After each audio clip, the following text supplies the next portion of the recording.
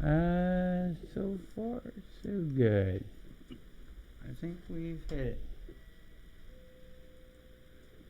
All right, good.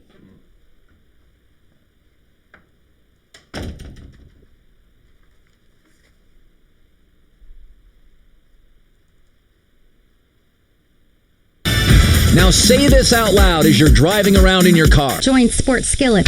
This what it feels like. So how do you like it? So what is it? I'm curious. You like it like this? My God, do we love football. Or like this? I love the sport of baseball. And what about this? You can have a sports show without all the vicious talk. Simple human decency. Whatever it is that you like. Yeah, I like chaos. We've got it covered. Right? It's sports the way you like it. My friends, you may not know this.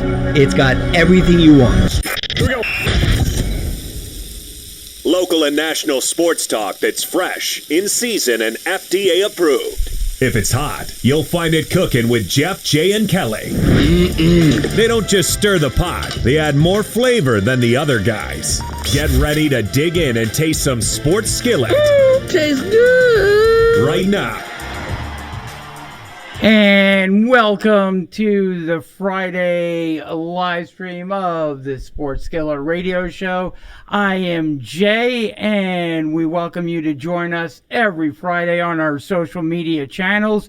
You can find us on Twitter, Instagram, Facebook, and of course here on YouTube. Just do a search for the Sports Skillet radio show, and we want to invite you to join us every Sunday morning at 11 on Fox Sports Radio, 920 The Jersey as well.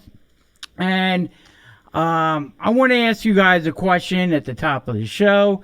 Exotic vacations, plane trips abroad, new adventures, they all add up to the perfect summer, right? Am I right? Well, sometimes new and memorable experiences don't require mortgaging the house or even booking a flight somewhere.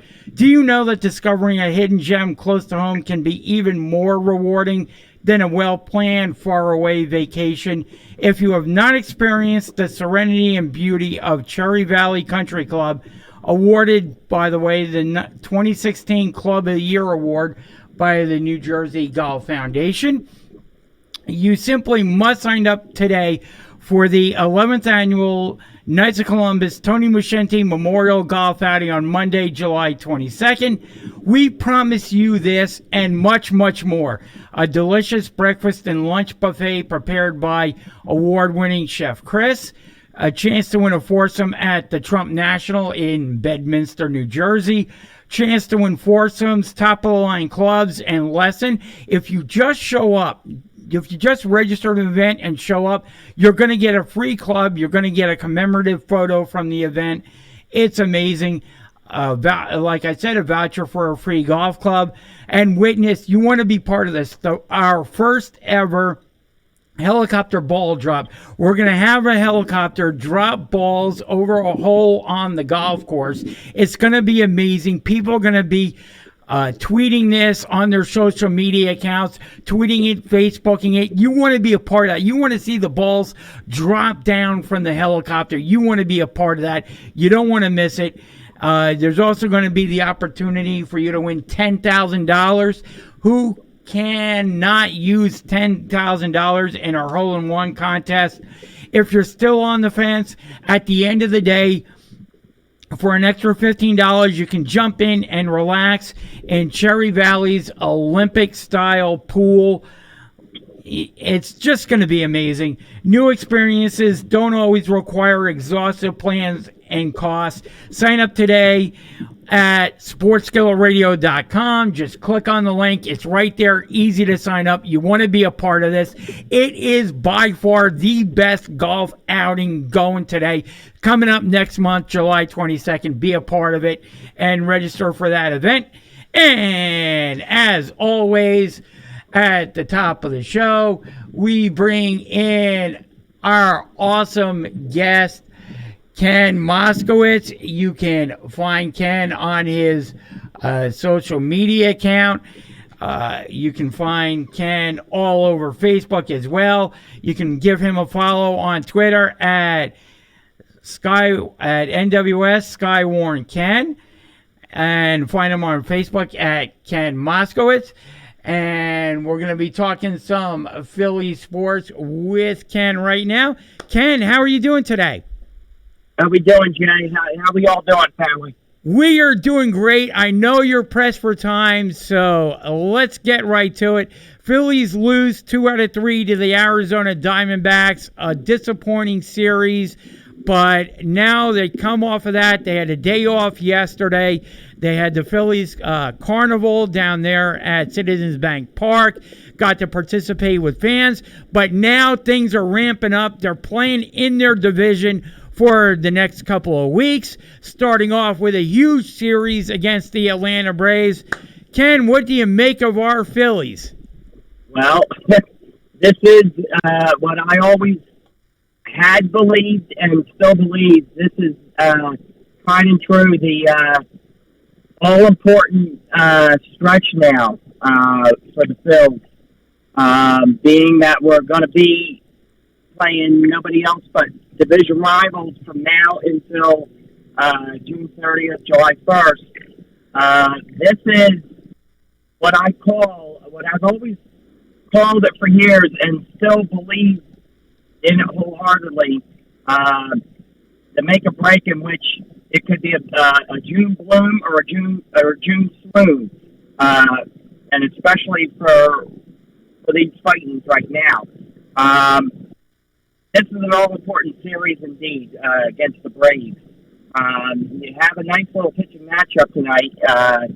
Pavetta against, bear with me here, Freed. Both of which pitched, deep in their last outings. Should be in pretty much an even keel matchup. I would say the same thing, Ken.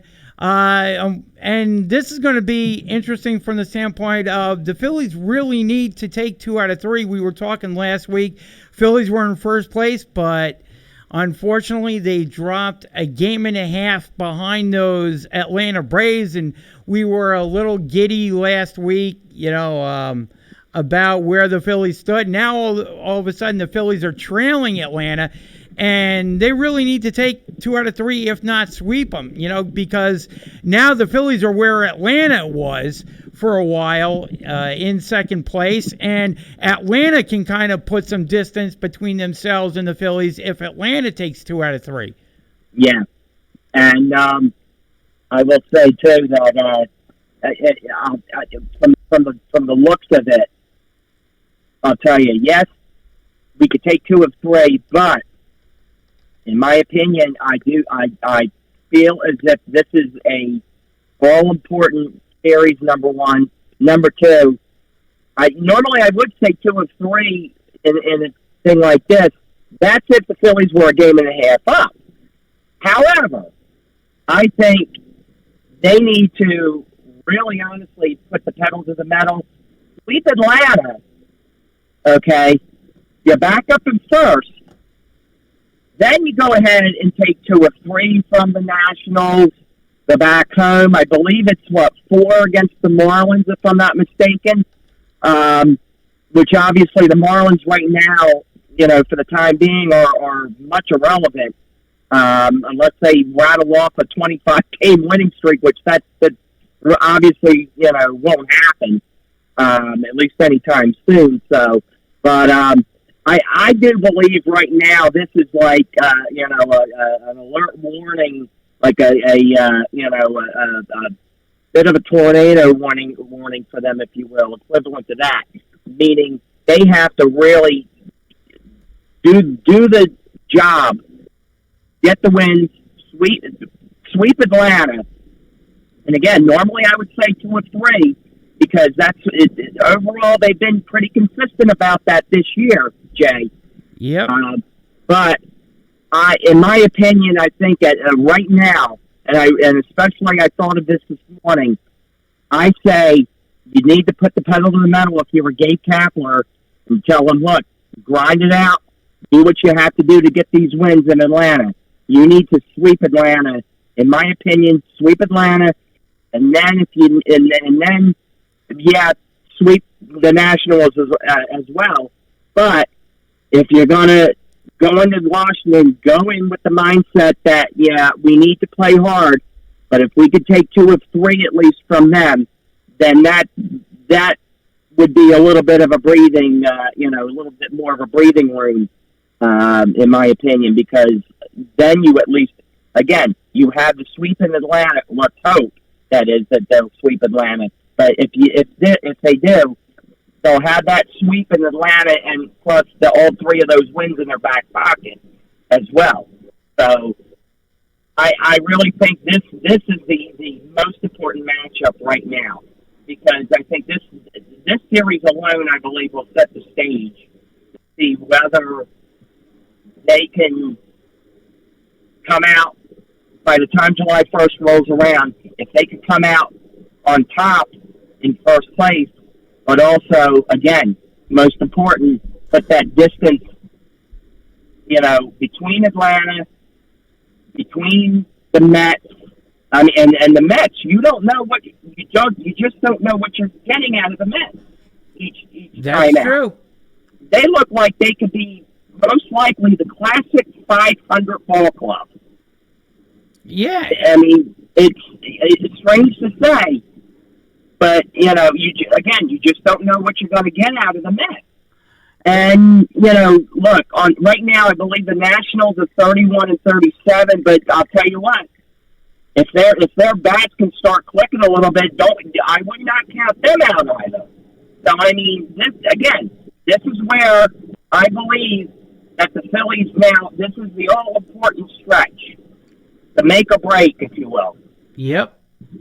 Absolutely.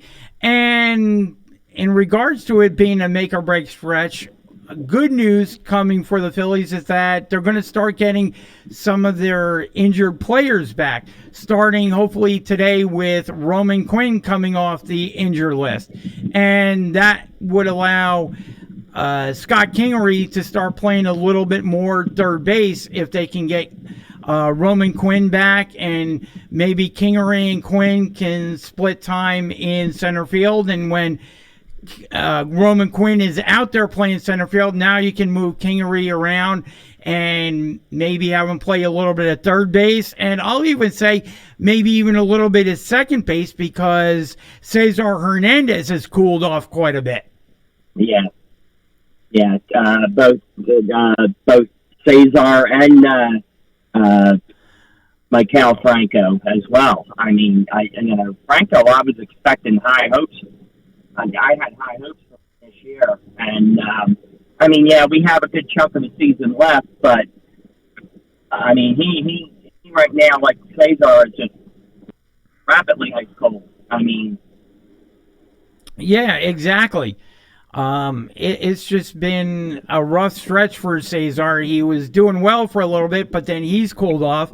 And Mikel Franco, after a sizzling April, where I said that Mikel Franco was probably the best number 8 hitter in all of baseball, he's become Arctic cold. I mean, you couldn't get much colder than Mikel Franco's been the past month or so. And he's in danger of losing his third base job because you can't take Kingery out of the lineup anymore. He's hitting so well. He's becoming the Scott Kingery that we all wanted last season. And you really have to find a spot for him just about every day in the starting lineup. And it's going to be either in center field, or it's going to be at second base, or it's going to be probably at third base. And unfortunately for Mikel Franco, like the guy a little bit, has a good personality about him, but he's been given every opportunity in the world to seize this third base job, and it looked as though he had actually done it earlier in the year in April. But this cold streak that he's been in, and I don't know whether the pitchers adjusted to him and he hasn't readjusted to them, or he's doing something funky in the batter's box, or whatever the heck it is. He's been given every opportunity in the world to be the Phillies starting third baseman, and he's just blown it. So whenever the Phillies get that center field situation settled down, probably when Hazley comes back, because I do think they'll probably platoon Roman Quinn and Scott Kingery a little bit just to keep Quinn healthy, because we all know how fragile Roman Quinn is. I think they'll probably platoon the two of them, and then whenever Quinn is in there, Kingery's going to be playing third, and then when you get Hazley back, that's probably going to be the platoon there. They'll have either Hazley or Roman Quinn in center, and when that happens, bye-bye Miguel Franco, you're a bench bat. Yeah. And let's also not forget as well, late yesterday, I believe it was, that I know they made a little maneuver with the Yankees in terms of acquiring Middle bench bat. Brad Miller. Yep. And he's also a utility guy as well, the most important position, in my opinion. Because also then too, let's hope that Scott Kingery can settle in one specific position. My personal opinion would be center field, but let's hope he settles in, because then at least you have Kingery starting a game, having him, and then to take him out and just say the seventh inning, just say, then you could stick Miller in there as well. And again, utility guy, he could play all the positions from what I've read. I mean, to get an important utility guy in this on this team, to me, and especially at this stage of game, is rather important. Because I mean, with all the flip flops that we've seen so far this year, up and down, the injuries, nowhere near what we've had in the back of the bullpen. But as far as the overall injuries go, we can't afford to have another. Really, honestly, we can't afford to have another injury, especially right now that we're a game and a half back. I mean, it's just Gabe Kapler has really got to play it safe, like big time. Oh, yeah, absolutely. And I want to give kudos to Gabe Kapler. I know we have a percentage of Philly fans out there that really like to knock Gabe Kapler and criticize him. But let me tell you, when you look at what the Phillies have had to battle through this season, only being a game, for most of the season, they were in first place. And to only be a game and a half out when they've had literally a bullpen that most teams would take on the injured list, top to bottom, it's been an amazing job for Gabe to keep the Phillies in contention. And the Phillies, in my mind, could easily be where the Washington Nationals are when you look at the injuries that they've had to battle through. I mean, they really didn't have a center fielder, for a while. When the Odubel mess started, and then you lose Hazley and everything they've had, and you lose pretty much your entire back end of the bullpen, and other players have had injuries as well, and Miguel Franco is underperforming, and the offense has been spotty. The offense got shut out the other night, for crying out loud. And when you look at what he's had to deal with and battle through, kudos to Gabe Kapler. Give him a pat on the back for the way he's managing this team. I know he can get annoying in some instances, but by and large, he's done a terrific job. He has, yeah. I mean, look, I'm guilty as charged myself. I criticize the man, but I will say this though. Last year it was growing pains. This year that he had to get through. This year, there's a touch here and there of a few growing pains, but and yes, there are a few little instances as well where he makes the that oddball adjustment that yes could get very annoying, but otherwise much. I would have to right now. I would say easily a B plus.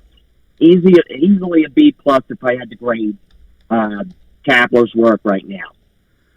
Okay, I can probably see that. My grade would probably be about an A minus, but yeah, I mean we're in the same ballpark there in terms of Gabe Kapler's managerial ability this year, and so with the Phillies going into Atlanta as we wrap up our Phillies discussion, what do you see the Phillies doing? Do you see the Phillies, realistically, do you see the Phillies sweeping Atlanta? Do you see them taking 2 out of 3? What realistically do you see the Phillies doing? Realistically, I can see them taking 2 of 3. But again, the way I thought of it and looked at the standings very closely this morning, they have to treat this as if it's a National Weather Service type of warning. Yep. They need to go into Atlanta. They need to really hunker down, put the pedal to the metal, grind it out, make tire tracks all over SunTrust Field, and they need to sweep Atlanta. I would tend to agree with you. I would love to see a sweep. I would like to think that with the day off yesterday, coming off a disappointing series with the Arizona Diamondbacks, I think they should have wanted to. I think they should have been driven to take 2 out of 3, especially with the outing that Zach Eflin once again gave them. I think they very well should have taken 2 out of 3. I blame the offense in that third game. They had to figure out the Arizona pitcher. I know he pitched well, but when you got the offense that the Phillies do, I know Bryce Harper was off in that third game, but even so, you had to figure out a way to score some runs against Arizona and take 2 out of 3. So coming off that disappointing series with the Diamondbacks, I want the Phillies to go out, like you said, put the pedal to the metal, show everybody, show up, show out, and at least take 2 out of 3 from the Atlanta Braves and prove to the division that, hey, we are the beast this year. You're going to have to beat us, and show Atlanta who the Phillies are and take 2 out of 3. But I want to touch on the Eagles a little bit with you before we let you go. Of course, we know now that the Jets hired Joe Douglas away from the Eagles front office, but Howie Roseman strategically stayed in-house, hired Andy Weidel to assume Joe Douglas's position. And what do you think of that maneuver? What do you think of the Eagles staying in-house and promoting Andy Weidel? I think that's a brilliant move. Brilliant move by Howie, and the upper echelon there. You're still keeping that. You're keeping that championship. My opinion, the championship formula intact. You're not looking outside the organization because I would think that, if you look at, which is all well and good, if you do that, it's all well and good, but I think it's going to take that much more time to proceed with the interviews. It could be, days on end that we wouldn't know what would be happening, or, I think the quicker this happened, which obviously it did, and again, keeping that formula, if you will, intact, in my opinion, I think it was really, really, really brilliant of doing the in-house promoting. I'm very excited. The more that I keep hearing about this team, the more I keep getting amped up that much higher, and the excitement is just building. I mean, I really can't wait for this season to start.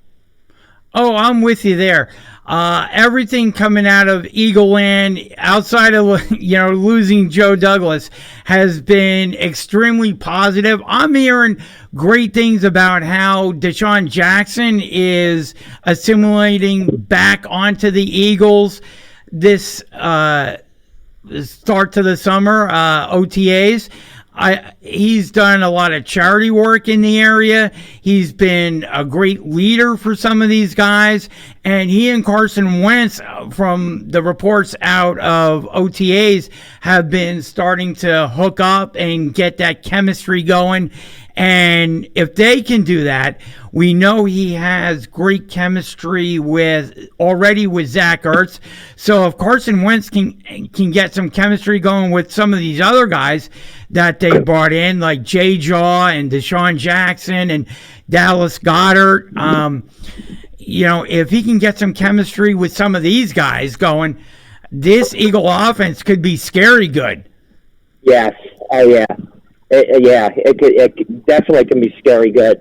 And, I've heard, listening to Coach DP talk, there's nothing but positives out there. From Carson to C-Jacks hooking up together, doing what they need to do. There's still, a little bit of, adjusting. Yeah. That they clicked very quick. Goddard, like you say, he's just been absolutely remarkable. And as far as the newbies go, it's a matter of taking leadership and being motivated, just to what hopefully could land them their respective roles. Because at the end of the day, as we know by now, Doug Peterson would say, "Look, you know what? This isn't you got to earn it." So I believe this upcoming training camp, which I believe is July 25th to 26th, to start. I believe this is going to be a training camp worth watching. Oh, absolutely. And one other thing I wanted to get your opinion on. The Raiders have been announced as being on Hard Knocks this year. To me, that's going to be must-watch TV. If you haven't tuned into Hard Knocks, they go behind the scenes and film a team in the locker room and get behind the scenes in the coach's office and everything like that. With all these personalities on the Raiders this year, to me, that's going to be must-see TV. Yes. It's always, I'm not going to lie to you, I've never watched an ounce of Hard Knocks on HBO of all the years that it's been on, but I hear a lot of interesting stuff. Well, you just look at the personalities that they've brought onto the team this year. It's gonna be wild, and yeah. I would say for them it would either, for me on Hard Knocks this year, it would either be the Raiders or it would be the Cleveland Browns, and I'm glad that they decided on the Oakland Raiders. Last year in Oakland, before they moved to Vegas, John Gruden, just Richie Incognito is now on the team. Just a whole host of personalities on that is going to make it worth watching. And finally, as we wrap up with you, Ken, because I know you're kind of pressed for time, thoughts on Toronto Raptors winning the NBA championship this year and bringing the title back to the Eastern Conference? Yes, let's congratulate them for, it seemed to be a pretty hard-fought series. Congrats to Villanova's Kyle Lowry as well. It's a shame that, they were in the place that, in my opinion, the Sixers should have been. But, hey, otherwise, congrats to them. It's a shame of what the Warriors went through, losing Durant and now you have Klay Thompson, who's got a torn ACL, so which doesn't make for any better news, at least on Golden State's side, or let alone the free agent market as well. I agree with you, Ken. So, I know you're pressed for time, so I'll let you go here because I know you got a busy day ahead. But can you let everybody know how they can follow you, how they can find you on social media, and get all your awesome opinions? Absolutely. On Facebook, Ken Moskowitz, parenthesis, Crossing Guard Ken. And on Instagram and Twitter, Skywarn Spotter Ken. I know on Twitter it's NWS Skywarn Ken, I believe it is. I don't even know my name anymore. But hey, you got to remember your name, Ken. Yeah. But otherwise they could type in Skywarn Spotter Ken and they'll find me either on Twitter and or Instagram as well. Awesome. Love having you on each and every weekend. Have a great weekend, and hopefully the Phillies take 2 out of 3. Better sweep, but at least 2 of 3, yes. Have a good weekend, Jay. Have a good weekend, fam. Awesome. Have a good weekend, Ken, and we'll talk to you again next Friday. You got it. All right, and of course that was Skywarn Spotter Ken Moskowitz. We love having him on each and every week here on the Sports Skillet radio show. And once again, guys, I just want to remind you about our Tony Muschienti 11th Annual Knights of Columbus Golf Outing is taking place on Monday, July 22nd. And yes, you want to be a part of this. You want to be out there at Cherry Valley Country Club. Very easy to sign up. All you have to do is go to our website, sportsskilletradio.com. Click on the link. It's right there for you to go ahead and sign up on our golf website. It's just going to be a tremendous outing. We are going to have delicious breakfast and lunch buffets for you.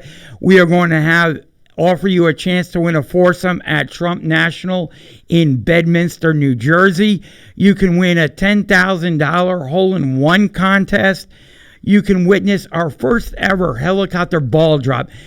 This thing, people, let me tell you, you want to be a part of this because you're going to see golf balls raining down out of the helicopter. The ball that gets the closest to the cup, or the one that goes in first, is going to win an amazing prize. It's going to be a helicopter ride around your city. Or wherever you want to tell the helicopter to go, within reason, of course, but within a certain circumference. But you're going to get a chance to ride in a helicopter if your ball goes into the cup first. You're going to get a commemorative photo of your group. You're going to be able to go swimming after the event. It's going to be hot in July. We all know that. You're going to come off the golf course. You're going to be hot. You're going to be sweating. Have the lunch buffet and then take a dip in the pool for an extra $15. It's an amazing golf outing. And who knows, we may be adding more prizes as we go along because we're still a month out from this. So we may be adding more and more prizes as we go along. If you come out to the golf outing, you'll get a gift certificate for a golf club that you can get. So, I mean, prizes galore, restaurants, gift certificates, things like that. We are simply the best golf outing out there. You don't want to miss this. It's going to be all over social media. You don't want to be the one that says, you know what, I should have paid the money. I should have been there. I should have gotten one of these awesome prizes. If your ball wins and goes in the hole and you're dating someone, or you want to take your wife out for a romantic night out, the winner from the helicopter ball drop is going to be able to get 2 seats in the helicopter. What would be a better way to have a romantic night out with your wife or your girlfriend than to take them up and have a helicopter ride all around your area? I mean, right there is absolutely amazing.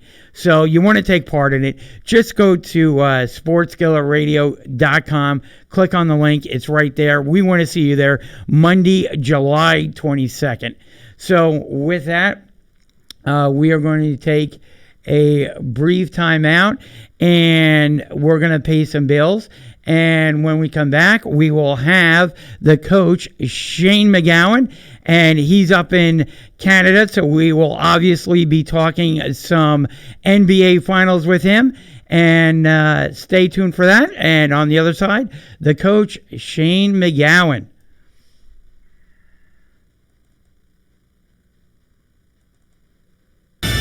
Now say this out loud as you're driving around in your car. Join Sports Skillet. Just what it feels like. So how do you like it? So what is it? I'm curious. You like it like this? My God, do we love football. Or like this? I love the sport of baseball. And what about this? You can have a sports show without all the vicious talk. Simple human decency. Whatever it is that you like, Yeah, I like chaos. we've got it covered. Right? It's sports the way you like it. My friends, you may not know this. It's got everything you want. Local and national sports talk that's fresh, in season, and FDA approved. If it's hot, you'll find it cooking with Jeff, Jay, and Kelly. They don't just stir the pot, they add more flavor than the other guys. Get ready to dig in and taste some Sports Skillet. Tastes good. Remember the TV show Cheers, where everybody knows your name? Never been there. But every time I walk into Wildflowers restaurant on Pennington Circle, I feel at home and that I belong. Friday night, I headed over to Wildflowers, and even though it was packed, I easily found a seat at the bar and got cozy with 17 TVs. Baseball, golf, entertainment TV, you name it, including all NFL games. The bartender Dave suggested I order the Buffalo Wing Sampler, and you could tell he was a fervid fan. But reviews on Wildflowers Inn Restaurant Facebook page demanded I tried the garbage truck pizza, and Kelly had just arrived and promised to help me dig in. Then it came. Garbage truck pizza does not live up to its name because it smells amazing and it tastes even better. Freshly sliced peppers and pepperoni, garlic, mushrooms, mozzarella, and meatballs all baked on this incredibly crunchy and warm double crust to hold it all together perfectly. Heaven, especially with one of their 23 beers on tap. I'm a believer. Go to wildflowersinrestaurant.com for more info or just come in. They are conveniently located on the Pennington Circle, right near I-95. I promise you, they will welcome you warmly, feed you well, and perhaps soon even know your name.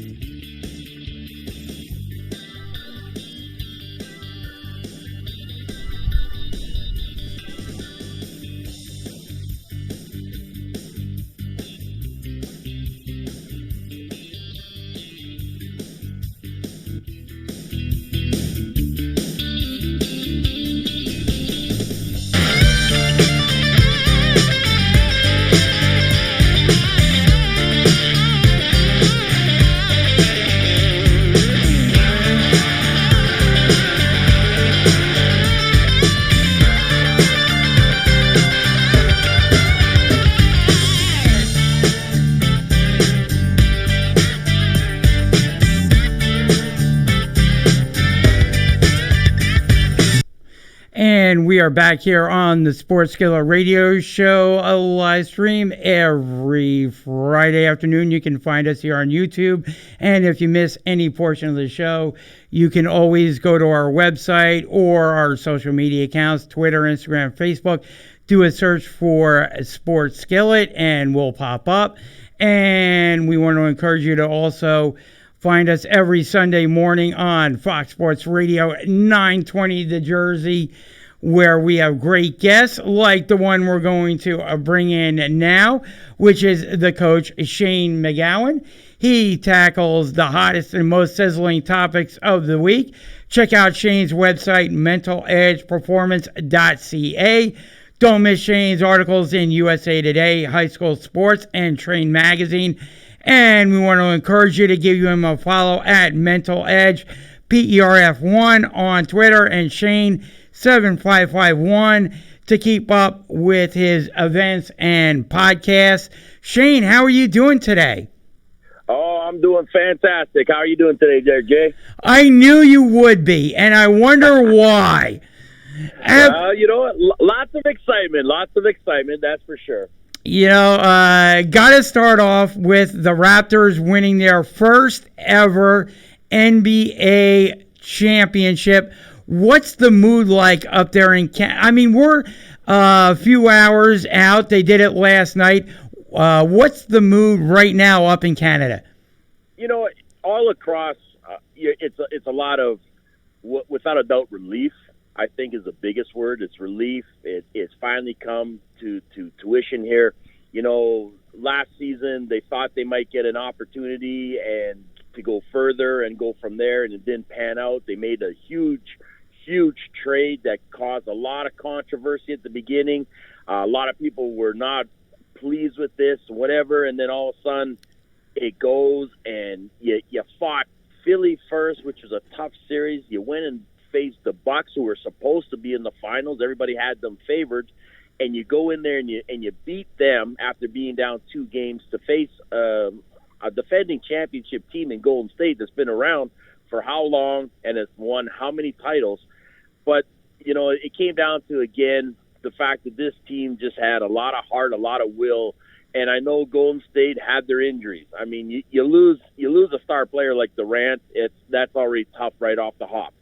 And, you know, Golden State did what they had to do to keep it going. Then you lose Clay, and then you lose Clay really hard last night, which was a big thing. And, you know, unfortunately, Toronto came in there and just said, listen, we're not taking our foot off the gas. Doesn't matter if they're playing with 3 guys out there in Golden State. We still got to keep our foot going and put the pedal down and do what we got to do to win. But give Golden State all the credit. I mean, they did their best with what they had with the injuries, and they weren't getting production. You could see the frustration coming from Draymond Green and the rest of these guys. I mean, the bad passes and et cetera. So, I mean, it did start to wear on them, and Toronto took it. But, I mean, it wasn't no blowout. There was no blowouts. I mean, it was all 1-point game, couple points here and there. So, I mean, it really came down to the final end. But, I mean, up here, it's a big relief. It's well-deserved for a team that has gone a long ways and has done a lot of things.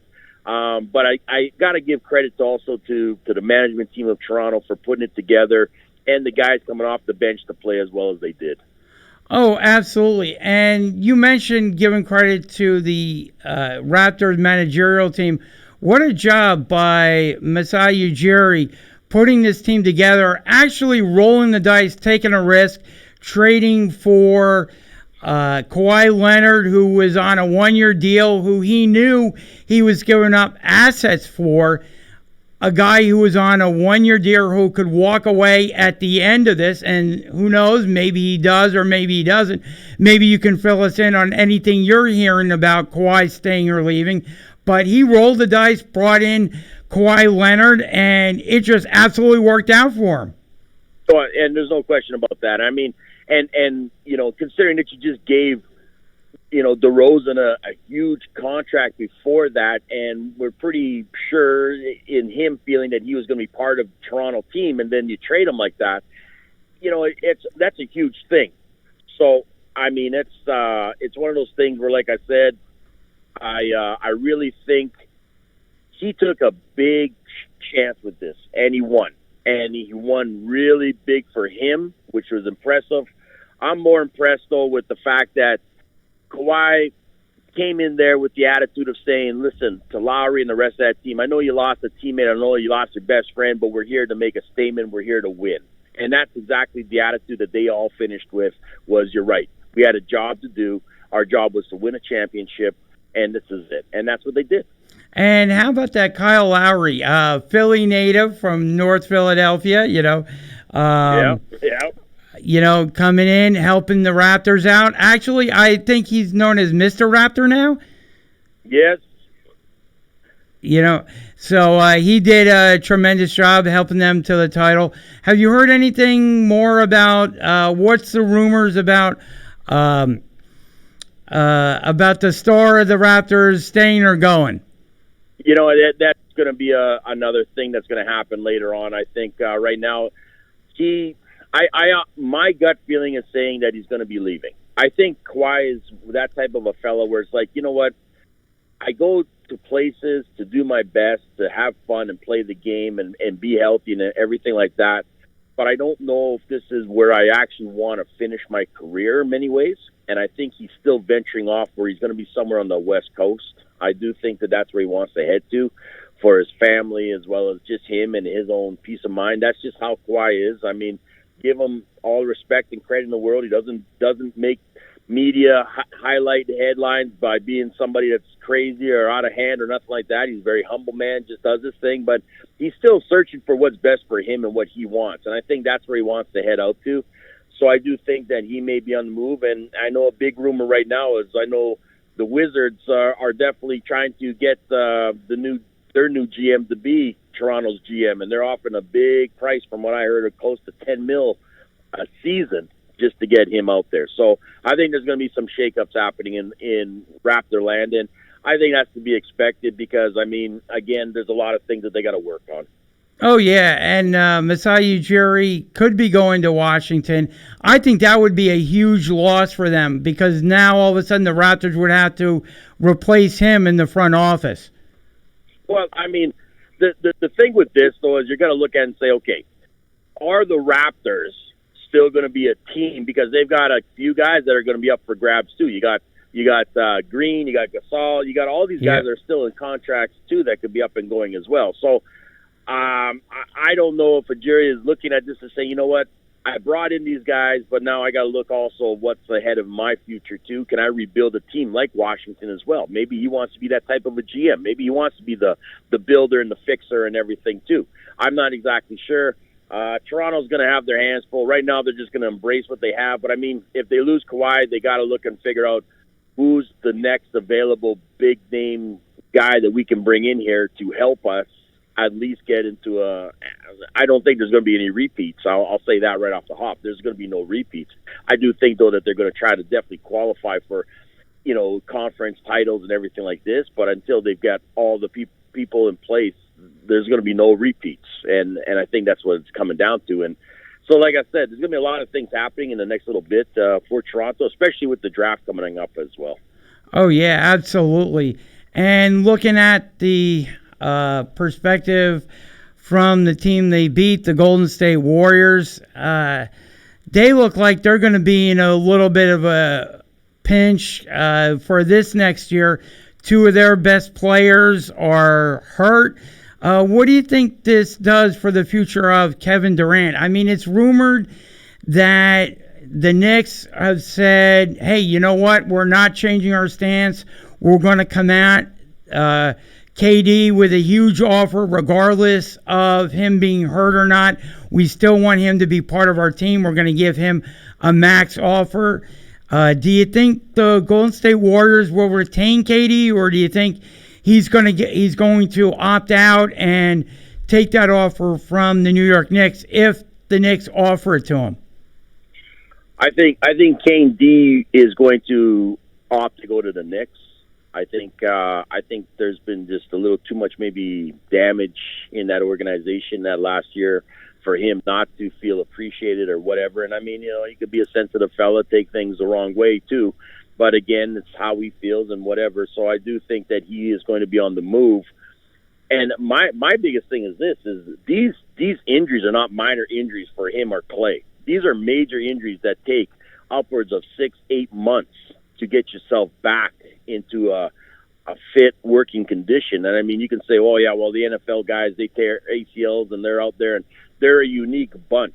I mean, it's a different breed in some ways too. Not every player can be like an Adrian Peterson who does tear up his ACL but is able to come back that fast through a season. So I mean, for Klay Thompson and Durant with Achilles and everything like that, there's a lot of things that are going to happen. So I do expect these guys to be missing a chunk of the season right off the hop. And from there, that means your backups, your bench, has to step up and play. And that's something I think Golden State's going to have to be looking at and saying, well, we just lost two contributors. If both of them are injured and have gone elsewhere, one of them. What do we do? Because Clay's also in the contract season himself, and now he's on the bench. So there's a lot of things Golden State's going to be looking at, especially now they're going to be moving over to San Fran and, wanting to make a statement and be a powerhouse team again. So I do think that their management team is going to have to start looking at saying, okay, what can we do? Because there's a lot of teams right now that are trying to make some moves happen, especially the Lakers and everybody else like that. So it's going to be an interesting offseason, that's for sure. I think it's going to be – I am gearing up for a fun offseason in the NBA. Even when it comes to the Philadelphia 76ers, they've got a number of their players, Tobias Harris, that are going to be free agents as well. And I just wonder if the injury to Kevin Durant, teams that may have been looking at Kevin Durant, now that he's injured, may look at some of the Sixers free agents, like I said, like a Tobias Harris, and say, you know what, Kevin Durant, he's great, but he's going to be out for a while, and we don't know what he's going to be like when he comes off of this injury, if he's going to lose any agility and mobility and what he's going to be like on the court. Maybe they take a look at some of the Sixers free agents now, and maybe they shoot up higher on teams' lists. Well, exactly. And that's something, like I said, Philly's going to look at too. And other teams are going to be – look, right now the GMs are all over the place because they got the draft.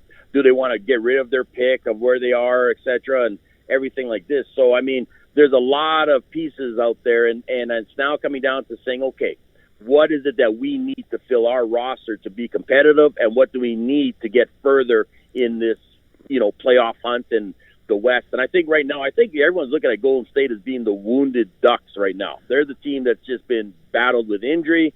They're losing players, et cetera, that I think they're looking and saying we now have to stock up and stack up our team so that we can make a run out here in the West. And I think that's what a lot of them are trying to do right now. So Philly's going to have their own problems. There's no question about that, with Butler as well. And what are you going to do with Simmons? I mean, are you going to trade him? Is he worth something down the line? I don't know. I mean, he hasn't had a productive year. So are you going to have to give up something, too, for this? So, I mean, there's a lot of things that Philly's going to have to look at, too. And the Bucks as well. The Bucks are shaking their heads going, how did we blow this, in some ways, too? So what do we have to do to also – maybe we need a veteran. And then I'm hearing also from Boston that Irving there is off to the Nets, to Brooklyn. So, I mean, there's going to be some shakeups out there in the East, that's for sure. Yeah, and I think what Toronto showed us this year is that if you have that one player, he can make a heck of a difference on your basketball team. It may not take 2 or 3 guys to propel you to an NBA championship. You just may need that one centerpiece and then just kind of fill in around him. Well, yeah, and that's the thing, too, is you look at what's around him, though. I mean, it wasn't like you came to a rookie team. And you got to say, well, because the Lakers did that, too. They brought in LeBron and thinking we're going to go right to the championship, except they did not have the other pieces that they needed from the bench and from rookies and et cetera, too. So, I mean, that's something that I'll look at and say, Kawhi, he did exactly what he knows how to do. He plays patiently. He's a smart player. He's a great defensive player. There's no question about it. But he also knew that the guys around him could make the shots when needed, and they did that. I mean, Lakers could not do that with LeBron out there. And that's where I think Lakers are trying to say, this is why we need to make the change, because we need more than just that one guy. Oh, yeah. And you look at Kawhi now. He's won 2 NBA championships on 2 different teams. He's going to make a ton of money this offseason. Would you agree? Well, there's no question. Not only from a paycheck, but also from endorsements. Yep. I mean, he's well set. And now I think it's going to come down to this when it comes to Kawhi, is what is it that you're looking for? Are you looking for more championships from other teams? Are you looking to set up roots somewhere? Are you looking for what? You know what I mean? Like, he's making a name for himself. There's no question about it. And the other thing, too, is I didn't realize this, but, I mean, when he signed with Toronto gave him everything. Toronto gave him his own personal physician. Everybody like that comes with him on his trips. You know what I mean? So, I mean, they gave him a lot that not a lot of teams will do. but he's got his own entourage of his own personal things to make that happen in this whole deal as well with Toronto. So I'm not, I want to say that I do think he's going to go, but I mean, there's a lot that he'd be giving up too, because I don't know how many teams are going to accept that as well. So there's a lot of things here. But like I said, he's shown why he's so important to a franchise.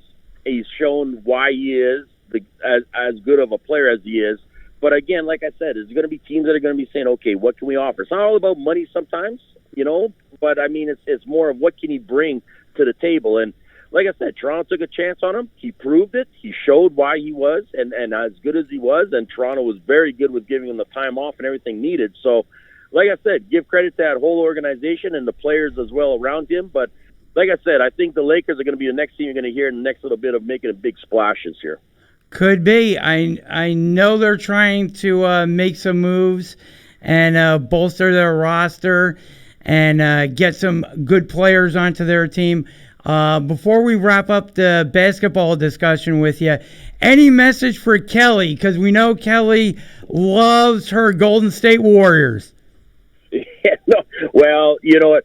Listen, she's going to think and look at this and say, well, you beat us up for a team that was wounded, and we fought to the end, which they did. Golden State fought to the end, and they weren't playing at 100% with their guys. But again, you can't take anything away. I mean, Toronto did what they had to do, but I mean, really, it was a pretty tough game all around for both teams. Nobody went out there and just said, hey, like, we've got this, like we're winning 4 straight or anything like that. Really, in some ways, they knew that to win, you had to fight tooth and nail.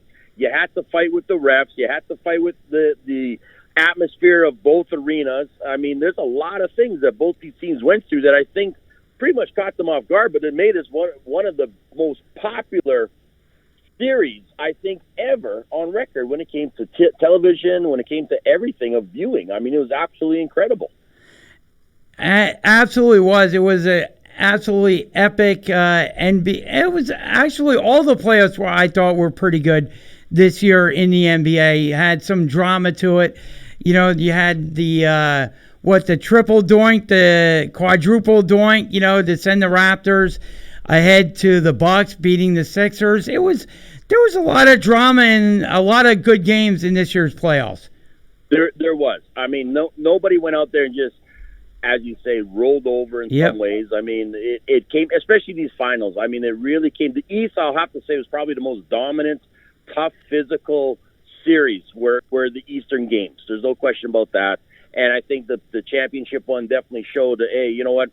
Guys go down. You're seeing where you got to have players step up and play. And in some ways, I think, Steve Kerr and the Golden State just said, listen, we don't have the players that can actually fill in the roles of our starters that are going down, like Clay, like Durant, and things like this. And you rely too much on Steph, who, after 35 minutes plus, I mean, the guy's tired. And it was wearing. You could see it wearing out there. And so, like I said, they did their best. But in the end, Toronto came out and they won, and they played tough, and they played a well-deserved game. Absolutely, and Jurassic Park got to celebrate. Oh my God, they're still celebrating.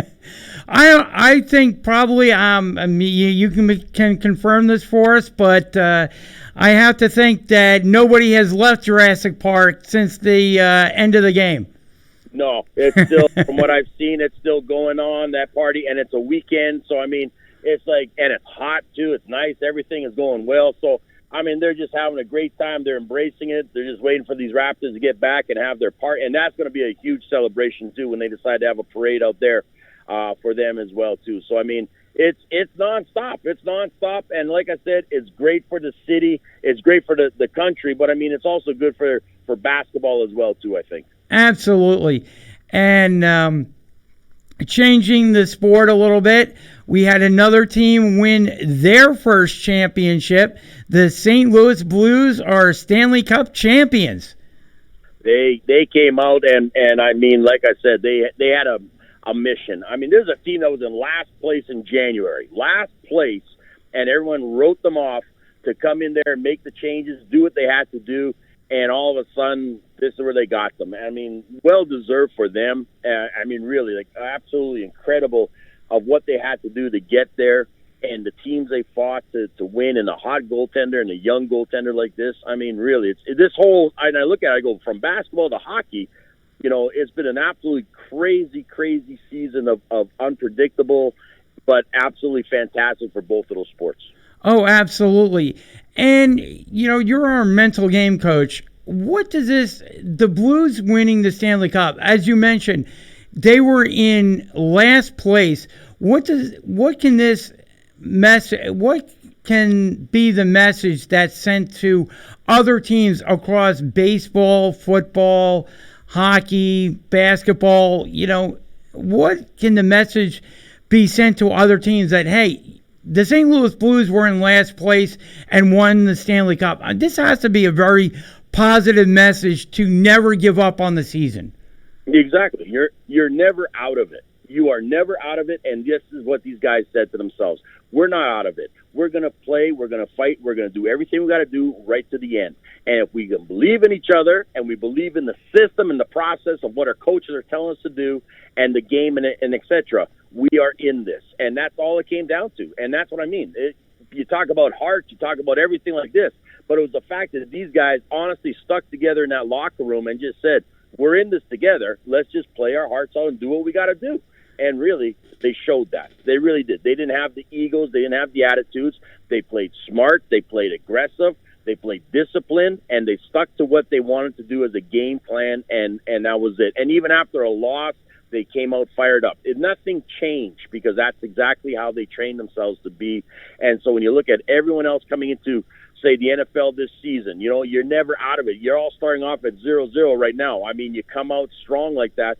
The teams that are going to excel are the ones that can think like that throughout an entire season, and you got to have those leaders that step up and say that to them day in and day out.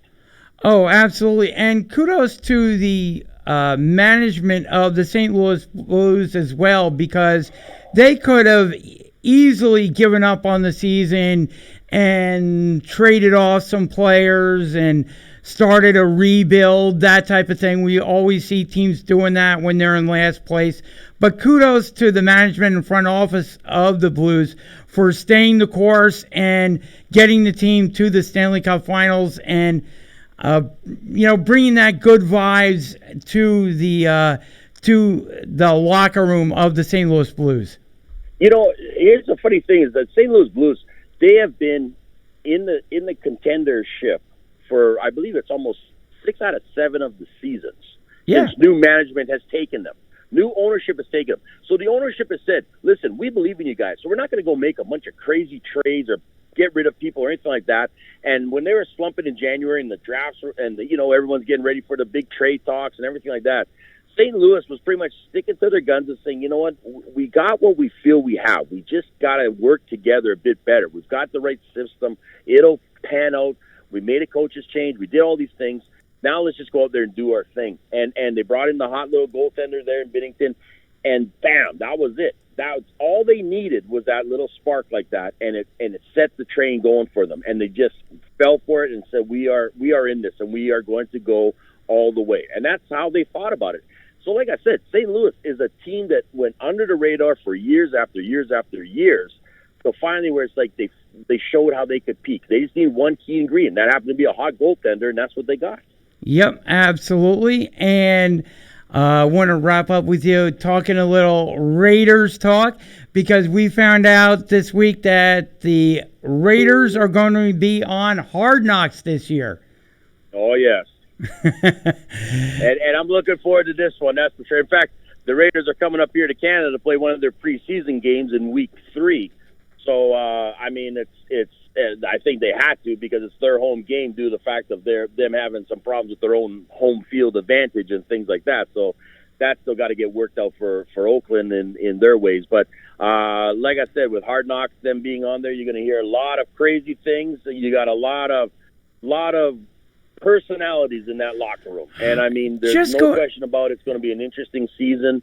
I mean, I've seen different little highlights from some guys that have shown me some things of how the Raiders are already operating. And they're a team to be reckoned with this year. I'll say that. They are going to be a team to be reckoned with. So it's going to be a pretty interesting one. I'm looking forward to it, that's for sure. But I mean, this whole NFL season is going to be wild. I think there's going to be a lot of excitement this season. Just some of the personalities on their team. I mean, we know about the head coach, John Gruden, but you have Richie Incognito on the team now. He's a large personality. Vontez Burfict is on the team. I mean, you guys are gonna. This Hard Knocks is gonna be one that you really don't want to miss. Yeah, and then you got Antonio Brown as Antonio Brown, yep, exactly.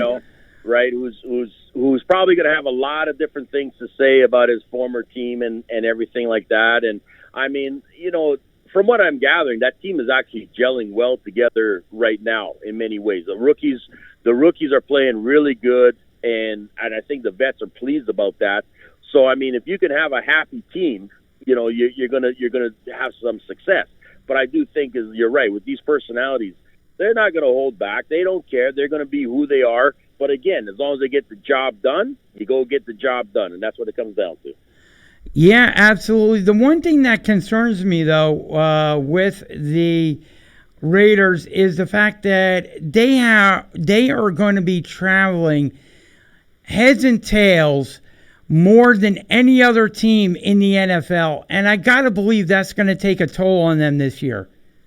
Oh, I think there's no question the travel is going to take a toll, and that's why there's no question. I think right now the way that management coaches everybody thinks is like we got to get off to a hot start right away because we know as time goes on it's going to wear on us. But I mean, you don't want to be down already from the get-go and trying to catch up later on. So I think they want to come out firing and making sure that they can establish some victories fast and get ahead of the game so that when they do start to run into a little bit more fatigueness of the travel, that, they're still in the mix in some ways too. So I think that's going to be their game plan right away is, come out real hot, fast, and make things happen because they don't know what's going to happen halfway through the season. Again, injuries, etc., that can play a factor too, but the travel will catch up to them. I think it will too. And I just think that just with doing the Hard Knocks, that can sometimes be difficult on teams because you're constantly, being filmed. And then when you add the travel on there and then you look at the division that the Raiders are in right now with Kansas City and San Diego and maybe an improving Denver team. I just think some things are stacking up against the Raiders this year that are going to make things tough on them out of the gate. I mean, there's no question about that they're all distractions. Everything is a distraction that's going to be around them. And from the personnel that's there to the players that are there, I mean, there's a lot of distractions. But it's up to Gruden and his crew to keep them all in check and do what has to be done and deflect that type of distraction onto them where they can take that brunt of it. But like I said, I'd be more concerned about the travel, and I think that's going to catch up to them halfway through the season. So right now I do expect them to come out hard. If they're smart like this, they're going to come out hard, aggressive, right off the hop, play aggressive ball, and get the victories that they need to get right away so that they can at least look later on. And you're right, that's going to be a tough division. But, I mean, there's a lot of things happening, too. San Diego, Rivers and those guys, they're in contract negotiation season. So, there's a lot of things that I think are unhappy in San Diego land. Oh, I can't even say San Diego land, but L.A. land with these guys, too. So, Kansas City, they're going to have their interesting times, too. Defensively, they weren't up to snuff last season. They tried to make some adjustments, but Mahomes is going to be Mahomes, but we'll see how he plays out this year too from last season. But like I said, it's all good. I just think that for Raiders to be successful, they need to come out of the gates flying right away and get their victories fast. Definitely. So Shane, as we wrap up today, any final words for Kelly? Good luck next year. I love it. All right, Shane. So what do you got going on this week? What do you have coming up? Well, I just finished doing a report there for USA Today High School Sports. Got a couple of fighters that are going to be fighting within the next month or so. So working with a couple of guys there. And again, like I said, training camp starting with the NFL and everybody there too. Our CFL has started up here, Canadian Football League. So we got some guys and games that are happening too. So very exciting time right now. Just trying to catch my breath and get everything going. And you're this Sunday you're going to be on the radio, are you not? Yeah, up here in TSN, our TSN radio, doing co-hosting with Big Marv, one of the fellows that does it here, and we're doing a boxing, MMA, and a little bit of Raptor talk and everything like that for 2 hours. So that's why. Awesome. Love it. Okay. Can't wait to talk to you again next week, Shane. Hope you have an awesome weekend, and we'll be listening down here for your radio broadcast this week. Thanks, guys. Have a great one. All right. You too, Shane. Love having you on. And Take care. You too, Shane. And, of course, you can give Shane a follow at Mental Edge, PERF1 on Twitter, and Shane7551 on Instagram. You can see it on the screen right there. Don't miss Shane's articles in USA Today High School Sports and Train Magazine. Also, he also posts them on his social media sites. And as we say, we either have them on the live stream here, or you can catch Shane on our broadcast every Sunday morning at 11 a.m. on Fox Sports Radio at 920 The Jersey. And right now what we're going to do is a great segment that we have every week. It's done by Jeff. You can hear him on Fox Sports Radio 920 The Jersey on our show every Sunday morning at 11 a.m. He does this segment called This Week in Sports History, where he goes down the week. He tells you what happened this week in sports history, literally. It's as simple as that. Each day something amazing happened, and he lets you know about it. So if you have a birthday and you're curious about what happened in sports on my birthday, this is a segment you want to listen to. We travel back in time, and we let you know each and every week what happened. So keep it locked right here. Here it is, This Week in Sports History.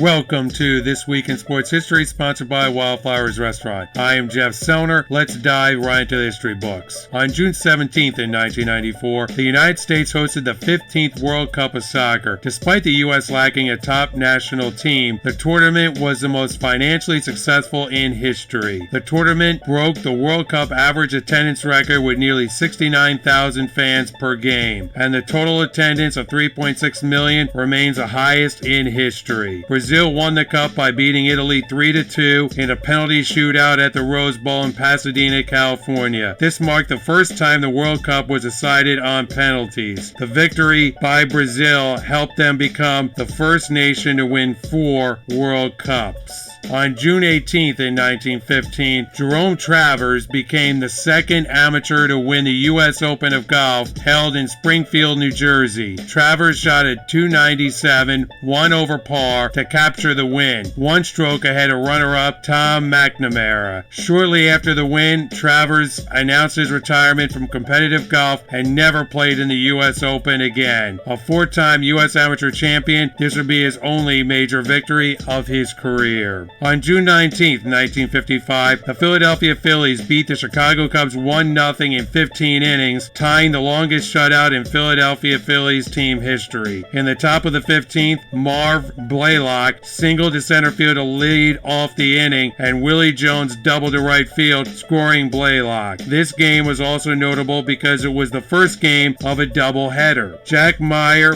pitched the final 8 innings to earn the victory for Philadelphia. On June 20th in 1993, the Chicago Bulls defeated the Phoenix Suns 99-98 in Game 6 of the NBA Finals to secure their 3rd consecutive championship. With 3.9 seconds left in the game, Horace Grant found John Paxson alone 25 feet from the basket and fired a perfect pass. Paxson then made the game-winning 3-pointer to secure the championship. Michael Jordan led all scorers with 33 points in Game 6. On June 21st in 1939, doctors revealed that Lou Gehrig had ALS. Gehrig would retire on July 3rd of 1939, making his luckiest man alive speech at Yankee Stadium. For his career, he hit .340 with 2,721 hits, 493 home runs, and 1,995 RBIs. A 2-time MVP and Triple Crown winner, Gehrig is known for playing in 2,130 consecutive games, a feat only surpassed by Cal Ripken Jr. On June 22nd in 1987, Tom Seaver retired from baseball. The greatest Met in team history abandoned a final comeback attempt, opting to retire as a New York Met. Tom Seaver said, "I had an opportunity to see if there were another 3 months or another 15 games left in my arm. There are no more pitches left there. I've used them all up." A 12-time All-Star and 3-time Cy Young Award winner, Seaver ended his career with 311 wins, a 2.86 ERA, and 3,640 strikeouts. He was inducted into the Hall of Fame in 1992. At the time, he received the highest percentage of votes with 98.84%, 425 of 430 ballots. This is only surpassed by Ken Griffey Jr. and Mariano Rivera. On June 23rd in 1972, President Richard Nixon signed into law the Higher Education Act, which included the groundbreaking Title IX legislation. Title IX barred discrimination in higher education programs, including funding for sports and other extracurricular activities. As a result, women's participation in team sports surged, especially in college sports. Thank you for listening to This Week in Sports History, sponsored by Wildflowers Restaurant. I am Jeff Sellner.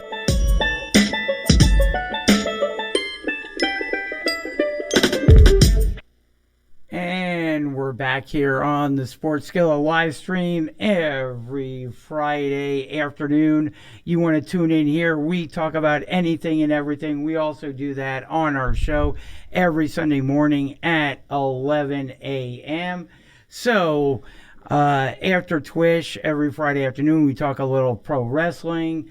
So you can comment on our social media sites about whatever you want to talk about.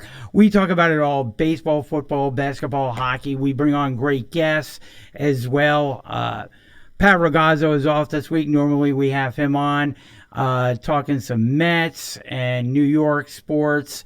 Unfortunately, he has other matters to attend to this week. So we hope Pat has a good weekend, and we look forward to having him on the show again next week. And again, we want to encourage you to tune in every Sunday morning at 11 a.m.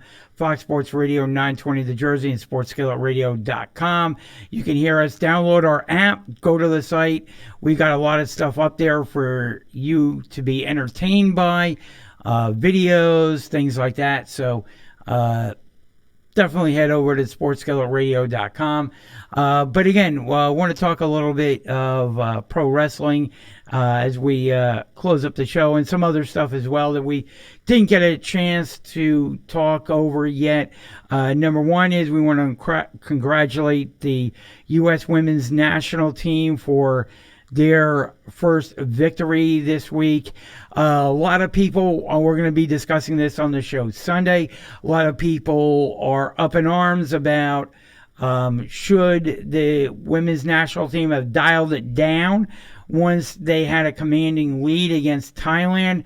I say hell no. We've seen it time and time again in the world of sports where teams tend to dial it down and then the other team comes back. You look at some games this past week. The Phillies scored 8 runs against the, I believe it was the Arizona Diamondbacks. Arizona won 13-8. But if Arizona had dialed it down after they scored 8 runs and had a commanding lead, would you say they were wrong in doing that, or lost the game? You know, if the Diamondbacks dial it down when they scored 7 runs, Phillies come back and scored 8, what would the narrative have been in that scenario?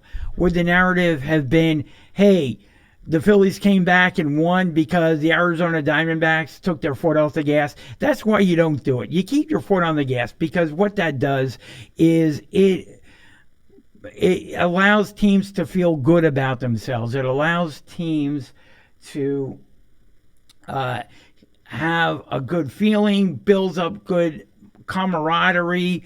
You know, yes, the other team does feel bad, but you know what? Here's about it. If you're the other team, all you have to do is continue to play hard and stop allowing the goals. Make a switch at the goaltender position. How about doing that? Bring on some other players. The U.S. women's national team also also, during the course of this game, when they had a commanding lead, the U.S. women's national team also emptied out the bench. Now, they have great players on their bench. So, they continue to score goals because that's what good players do. They go out there and they compete. And after the game, a number of the members of the U.S. women's national team consoled the women of the Thailand team, gave them a pat on the back, told them, keep going the way you are. You're going to be a good team. This is only your second year competing in this tournament. You guys are going to be better. Thailand is just not right now at the level the U.S. is, but they can maybe eventually get to their level, but this was only their second year competing for the World Cup, and it was great. It was an outstanding gesture by the women going over to the Thailand team and consoling them. Yes, they celebrate. And that's the other thing. If you score a goal, if you do something good in sports, I don't care if it's a bat flip, I don't care if it's pumping your fist, I don't care if it's doing jumping jacks, I don't care if it's having your left field around third base and playing rock, paper, scissors with the third base coach. I don't care. If you do something good in sports, scoring a touchdown, making a basket, making a three-pointer, scoring a goal in hockey, scoring a goal in soccer, celebrate your butt off. And for those people that criticize that, I don't care what the score is, celebrate your butt off. And for those people that criticize it, here's the thing I say to them. Go out there. All you have to do to stop the celebration is go out there and play defense and stop the other person from scoring a goal, from scoring a touchdown, for hitting a home run. All you have to do is make a better pitch and stop the other team. Otherwise, it's fair game. Celebrate it. Do you know how hard it is to hit a baseball in the major leagues? Do you know how hard it is to score a touchdown in the NFL? Do you know how hard it is to score a goal in soccer? I mean, what's the average score of a soccer game? 2-1, 1-0, 2-0, something like that. Do you know how hard it is to score a goal in hockey? If you score a goal, if you score a touchdown, celebrate your butt off. You've accomplished something. And consider all the years and the training and eating right and the time away from your family and the practice sessions that went into scoring that goal. Celebrate your butt off. That's what I say. I don't care what the score is. If you score a goal, if you accomplish something great athletically, if you sack a quarterback, whatever, if you make a tremendous play, celebrate your butt off. That's what I say. I know people are going to disagree with me on that, but you know what? So what? Stop the other person. That's the way to stop the celebration. If you make a play, all you have to do is stop the other person from and that'll stop the other person from celebrating. Bottom line. So if you don't like the celebration, tell your team to make a better play and stop the other person. That's all you have to do. Anyway, getting back to professional wrestling here that I said we were going to talk about.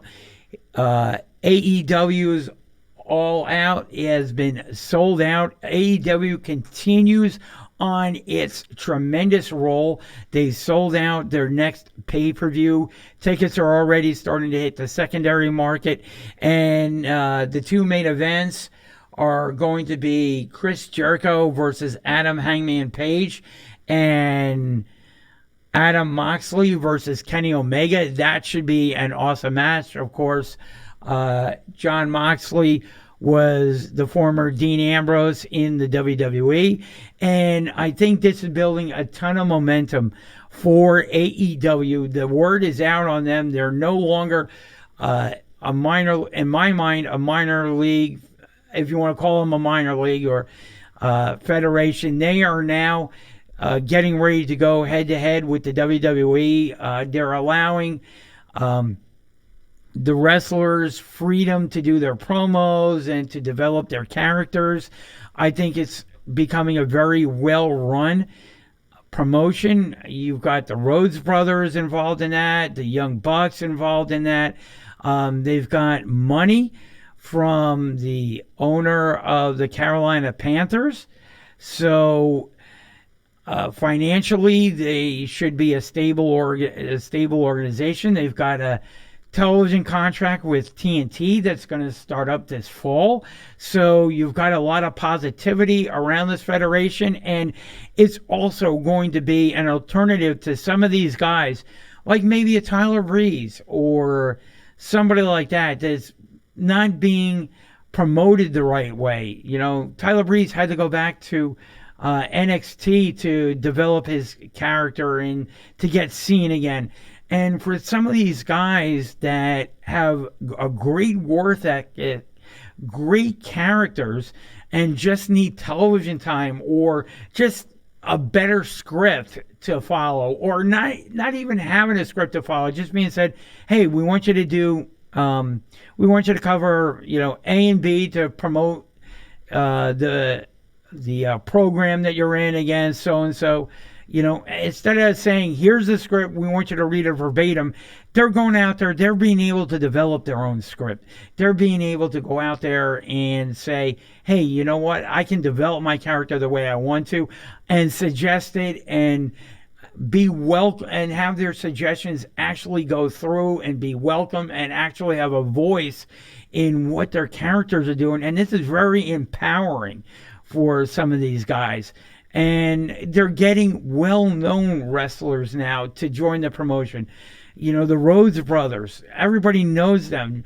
Jon Moxley, formerly Dean Ambrose, everybody knows him. Chris Jericho, Y2J, everybody knows him. You know, so they're getting this tremendous stable, you know, the Young Bucks, people know about them. You know, they're getting this tremendous stable of wrestlers in the promotion. It is just absolutely amazing what AEW has been able to accomplish in this short time. And if I was the WWE, with their scripted promos, with matches that maybe people don't want to see, like, where's Rusev right now? You know, he would be another guy that would be great in AEW. You know, that the WWE is just ignoring. You know, Lana and Rusev, you know, great wrestlers, but they're being overlooked by the WWE. Put them in AEW and they would be tremendous. You know, I just can't understand why the WWE is doing this. They have the WWE, they could even put a program each week on the WWE network if they wanted to. You know, like they do with NXT, and just have these mid-card guys that are being overlooked, you know, do that. You know, I like the 24/7 title with R-Truth, but again, you know, I think that's really good to get him noticed, and I actually like those segments. I think that has been a good addition to the WWE, but you got to get more of these guys in there. You got... and build them up to contender status, you know, for the world championship, and not just keep bringing in the same old guys.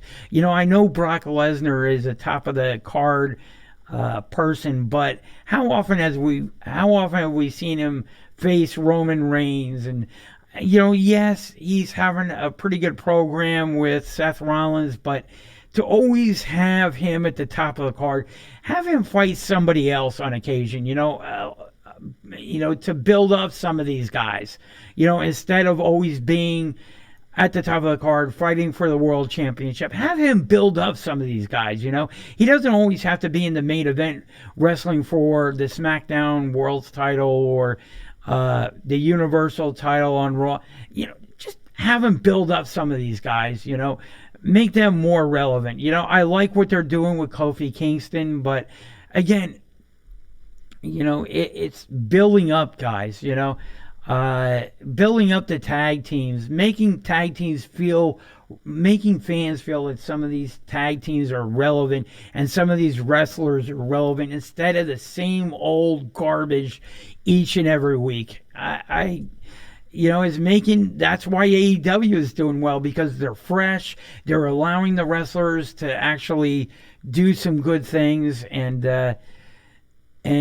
that's why they are going to be huge competition for the WWE. And, fans are going to be tuning out the WWE and tuning in to AEW. That's my prediction going forward. I know WWE globally is going to have their fans, but if I was Fox, and that's where SmackDown is heading, boy, oh boy, would I be calling up the WWE right about now.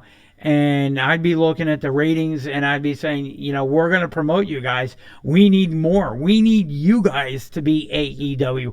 We need a fresh program. We need you guys to promote some of these guys and not have them leave you and go over to the WWE and go over to AEW. I mean, if I was Fox, I would be nervous and I would be in Vince McMahon's ear, Triple H's ear, and saying, we want more. We want better programming. We want higher ratings.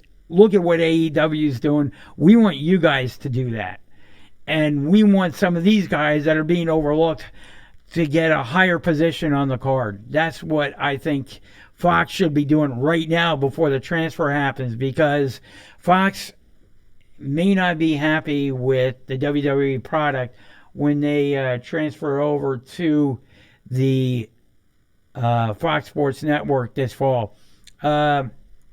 Just to touch on a couple things, as we said with Ken Moskowitz earlier, I think the Phillies absolutely need to take 2 out of 3 from Atlanta. I'm looking forward to getting some of these injured players back. Roman Quinn should be back tonight, probably playing center field, hopefully, crossing our fingers. Love to get him back and out there. Phillies are said to be going to be very cautious with him. I think it's productive that Roman Quinn will only be batting right-handed instead of switch hitting. That'll allow him, hopefully, to have a better batting average, be more relaxed out there. I think getting him back and Adam Hazley shortly will do wonders for the batting order, because those two guys can split center field. It'll allow the big boppers on the corner outfield spots, Bryce Harper and Jay Bruce, to do what they do. And hopefully the Phillies batting order gets more stability in it and they can do what they should be doing and not getting shut out, not scoring only 1 or 2 runs, scoring 3, 4, 5 runs. They have the capability to do this. I like that the Phillies are going out and not sitting down and waiting for something to happen. I like that Matt Klentak is being proactive on getting this bench depth on his team. Just giving up cash. Now, you're maybe thinking, oh, this guy was on the minor league of the Yankees. Well, the Yankees are pretty well stocked. So this new player that is coming over from the Yankees, just because he was on the Yankees AAA team, he's a decent player. I think he can help out the bench. And again, the Phillies are giving guys an opportunity. Maikel Franco, you've been given an opportunity. Cesar Hernandez, you've been given an opportunity. Goslin, you've been given an opportunity. They've given guys opportunities, except for these guys, when the Phillies give them these opportunities, to seize it. Because if not, you're going to be moved and you're going to be off the Phillies roster real quick. Because the Phillies are planning on winning the division. They're planning on being a playoff team this year. So the front office is telling guys by how quickly they're shuffling the roster, hey, we're giving you an opportunity. If you don't take care of that opportunity, that's on you, and you will be off the roster.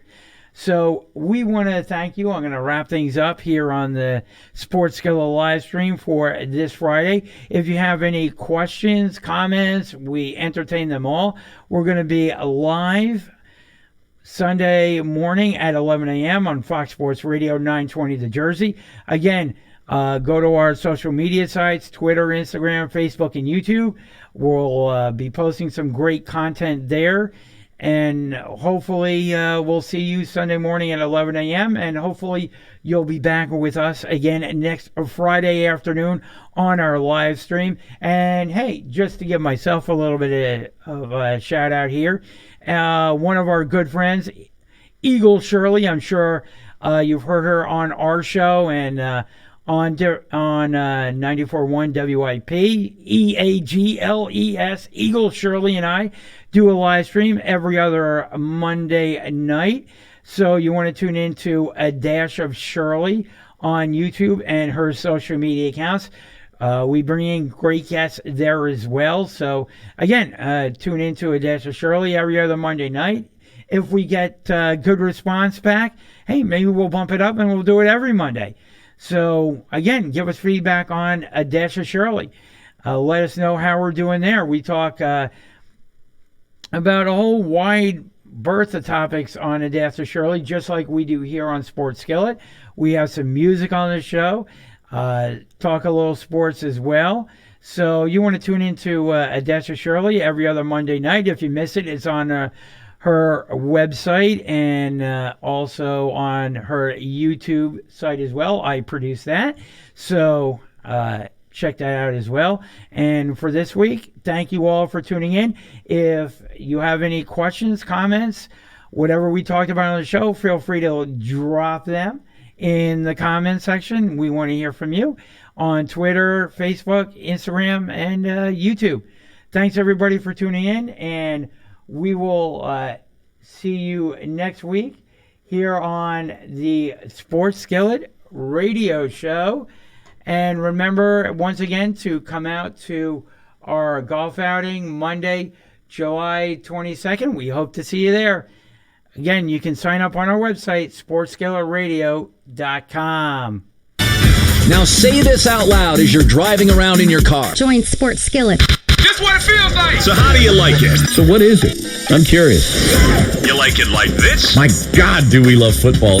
Or like this? I love the sport of baseball. And what about this? You can have a sports show without all the vicious talk. Simple human decency. Whatever it is that you like. Yeah, I like chaos. We've got it covered. Right? It's sports the way you like it. My friends, you may not know this. It's got everything you want. Here we go. Local and national sports talk that's fresh, in season, and FDA approved. If it's hot, you'll find it cooking with Jeff, Jay, and Kelly. They don't just stir the pot, they add more flavor than the other guys. Get ready to dig in and taste some Sports Skillet.